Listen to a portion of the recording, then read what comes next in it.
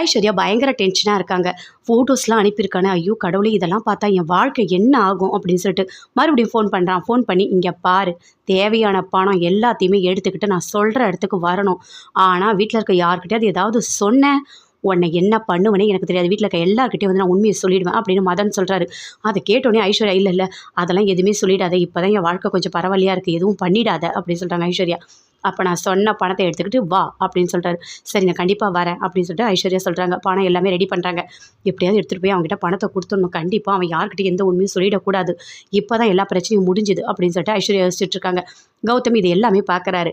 அப்படியே கேமராலாம் பார்த்துட்ருக்காரு. என்ன டென்ஷனாக இருக்கியா? இது எல்லாத்துக்குமே காரணமே நான் தான். நீ இனிமே ஒரு நாளும் நீ நிம்மதியாக இருக்கவே கூடாது. உன்னை நான் நிம்மதியாக இருக்கவே விட மாட்டேன். கண்டிப்பாக இந்த வீட்டை விட்டு காலி பண்ணிவிடுவேன், பார்க்குறியா அப்படின்னு சொல்லிட்டு கௌதம் ஒரு பக்கம் யோசிச்சுட்ருக்காரு. பணம் எடுத்துகிட்டு போறியா? பணம் எடுத்துகிட்டு போ, அதையும் ஒரு வீடியோ எடுத்து நான் வச்சுக்கிட்டு உன்னை என்ன பண்ணுறேன்னு மட்டும் பாரு அப்படின்னு சொல்லிட்டு அப்படியே கௌதம் யோசிச்சுட்டு பின்னாடியே போகிறாரு. ஐஸ்வர்யாவும் போகிறாங்க. போயிட்டு மதனை பார்க்குறாங்க. எதுக்காக இப்படிலாம் பண்ணிகிட்டு இருக்க நீ? நான் தான் உன்னை வேணான்னு சொல்லிட்டேன்ல, நீ எதுக்காக இப்படிலாம் பண்ணிகிட்டு இருக்க? எதுக்காக என் ஃபோட்டோஸ்லாம் அனுப்பியிருக்க? எல்லாம் டெலீட் பண்ணிட்டேன், ஒரு ஃபோட்டோஸ் கூட உங்ககிட்ட இருக்கக்கூடாது அப்படின்னு சொல்கிறாங்க. அதெல்லாம் எதுவுமே இருக்காது, நான் தேவையான எனக்கு பணத்தை நீ கொடுத்துட்டா போதும் அப்படின்னு சொல்கிறாரு மதன். இந்த பணம் எல்லாமே நான் எடுத்துகிட்டு வந்திருக்கேன், தயவு செய்து என்னை விட்டுரு, இனிமேல் என்கிட்ட வரவே வராது அப்படின்னு சொல்லிட்டு ஐஸ்வர்யா சொல்கிறாங்க. கௌதம் பின்னாடியே போகிறாரு. போயிட்டு ஐஸ்வர்யாவுக்கு பணம் கொடுக்கறது, மதர்கிட்ட பேசுகிறது எல்லாமே வீடியோ எடுத்து வச்சுக்கிறாரு.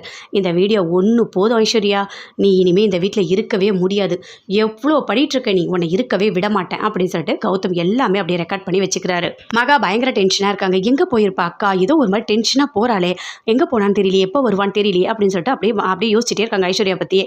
ஐஸ்வர்யா வராங்க. எங்கக்கா போனேன் அப்படின்னு சொல்லிட்டு கேட்குறாங்க மகா. ஏய் உனக்கு என்ன, நான் எங்கே போனால் உனக்கு என்ன, என்னை பார்க்குறதா உனக்கு வேலையா?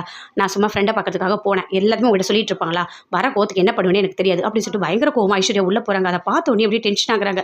என்ன அக்கா இப்படி பேசுறாங்க அப்படின்னு. எங்க தான் போயிட்டு வராங்க அப்படின்னு சொல்லிட்டு அப்படியே மகா யோசிச்சிட்டே இருக்காங்க. கண்டிப்பா இதெல்லாம் கண்டுபிடிக்கணும், எங்க போனாங்கன்னு தெரியல, எதுக்கு இவ்வளோ கோவம் வருது அக்காக்கு அப்படின்னு.